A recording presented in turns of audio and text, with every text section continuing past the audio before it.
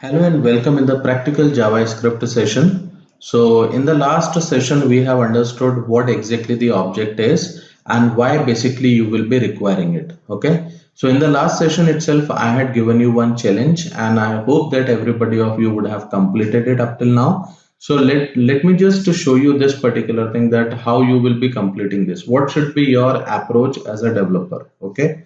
So these are the user stories that we are going to experiment, or we are going to implement these things into our actual program. Okay. So before going on this particular thing, I would like to talk about few things. Now, as you can see over here on the screen, that it is written like object constructor creates an object wrapper for the given value. What do you mean by this particular thing? What exactly I want to talk about this? Okay, let me just go on this particular requirement and then you will be understanding.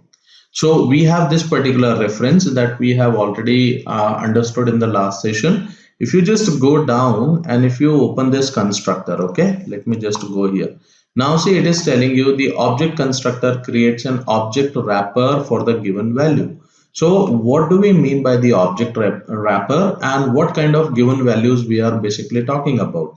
So let us understand these things. So when we will be creating one object here, it is going to be the issue list. The name of the object is going to be the issue list, and inside the issue list object will be having certain properties, and these properties will be separated by the colon, and each property will be separated by the comma here, right?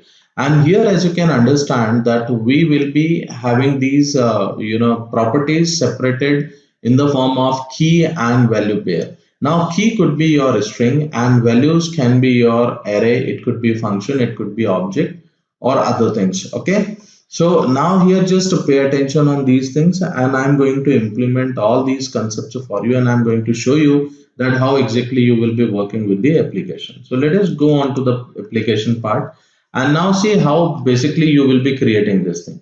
So previously our code was something like this, like we had this array and we had functions, right? In this particular example, we are going to implement all these things with the help of object. So how you will be creating the object? Let's say, for example, the name of the object is going to be the issue list. Okay.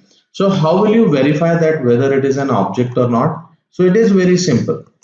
Let us do one thing. Let us go on to the or let us do one thing. Let us first start this particular application. Okay, now as you can see, it is in front of you. Now when I open the console window and when I say issue list, okay, hit enter. Now you can see it is an empty object, but how will you understand that this is an object or not? So for this, let us do console.log and just say here type of issue list. Okay, now see, it is telling you that it is an object. So with this, you can check the type of any other variable as well. And this is your assignment. Basically, you should check it that how exactly you will be checking the type of each and everything. Okay.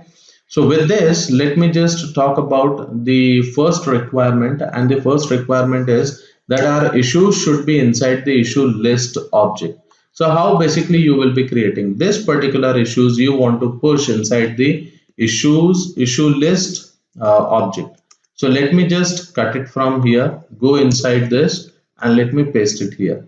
Now you might be thinking about this, that this is the wrong expression. Reason, because inside the object we have seen that these things will be having the properties, and properties will always be separated by the key and value pair. So how exactly key value pair will be going there? So it is a key, and key and value pair will be separated by the colon. Just to save this. Now this is the correct thing, and you will not be just putting this semicolon at the end, because here properties will be separated by the comma. So this is what the first thing is, that we have issues available. Now we want to display the issues. So how you will be displaying the issue? Do one thing. Just take this particular thing from here, cut it from here, put the comma over here, and just paste here. Okay.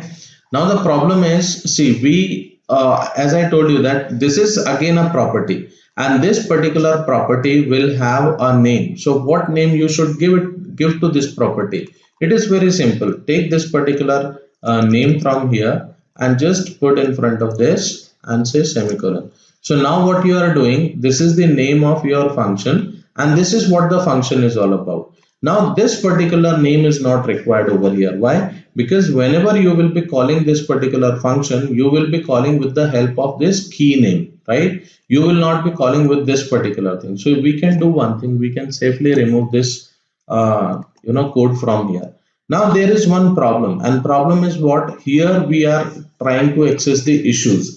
Let us do one thing, that what kind of problem it is going to give you first. Okay, so come here, reload this page and say issue list dot display issues. Okay, now see what kind of problem you can see over here. It is telling you issues is not defined. Why it is telling you issues is not defined? Because it is trying to find this particular issues inside the function scope. So when you will be doing this particular thing, it will create the problem. So the solution is either you declare this issues inside the function scope or use this particular issue, right? So if you want to use this particular issue, you will have to come out from this particular scope and you will be referring the issue list object. So how you will be referring the current object? In the last session itself, I told you we use it with the help of this. Now just to save everything and try to access it now. Okay, so let us go here and refresh the page. Now say issue list dot display issues.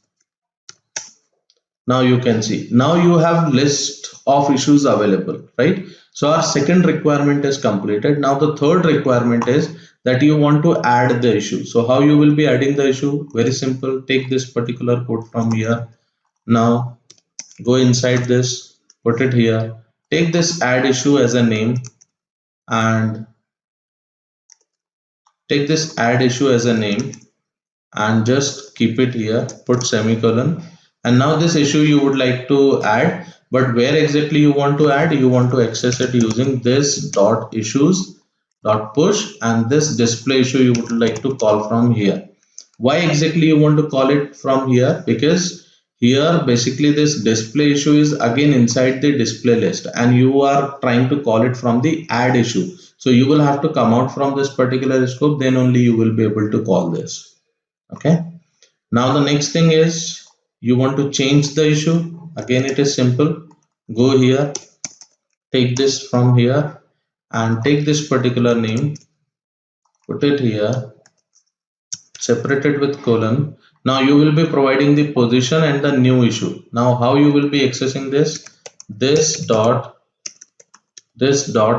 issues, and you have provided the position. So now you will be doing like this dot display issue. Okay, now finally you have last requirement, and with this requirement you will be closing this as well. So we have this delete issue available over here. Take this name, keep it separated from this and say this dot issues dot splice, and this is this dot display issues. So this way you will be completing these things. Okay, so let us do one thing. Let us test this application and let us try to understand what we need to do on this. Okay, so let us reload, and very first thing is issue list dot display issues. It is available. Now I want to add one issue. So issue list dot add issue. You will be providing the new issue into this. This is the new issue. Okay, so this new issue is added over here. Now with this issue list dot change issue, so inside the change issue you will be providing what? You need to provide the position and the new issue. So what is the position of the new issue that you have added? That is the third. Okay, let us check it. It is 0 1 2 3. Yeah, so this is the third as a position, and just to say here changed issue. Now you can see this issue is changed as well. Now let us delete this particular issue. So this is delete issue, and you just need to provide the position. So let's say we want to delete the second issue. Okay. Now you can see that issue third is removed from here, right? So if I have provided second, what does it mean? It is 0, 1 and 2, right? So third issue has been removed. So as you can see, we have changed the whole application in the form of object, and our one particular big object is available over here, and the whole application is available inside this particular object itself. Okay, so this way we will be having some other layers as well, some other objects as well, that and other objects will be communicating with these objects. So guys, in my next tutorials, a very interesting concept is going to come, and we will be talking about some other interesting concepts as well. So just stay tuned and keep learning. Thank you very much.